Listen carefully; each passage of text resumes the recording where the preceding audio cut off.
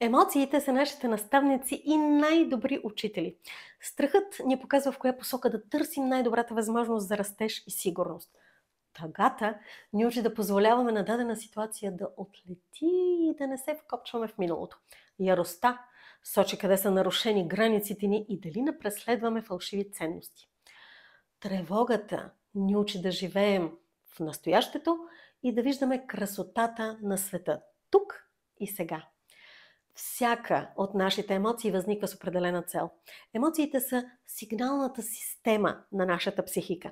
Когато съзнателно ги разпознаваме, когато съзнателно ги изживяваме и колкото по-точно умеем да ги определяме, толкова по-ясно разбираме какво ни пречи и какво трябва да коригираме, за да балансираме себе си.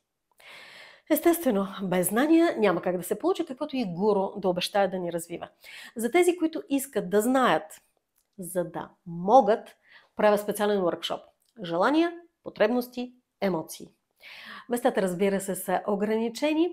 В третия и четвърти уикенд на април за общо 4, 5, 6, 7, 8 часа, но със сигурност поне 4, в Zoom на живо, аз и вие заедно ще свържем теорията с практиката.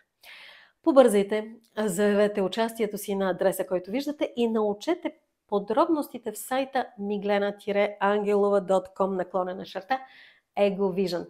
Изковете бронята си сами и животът ви наистина ще се промени към по-добро.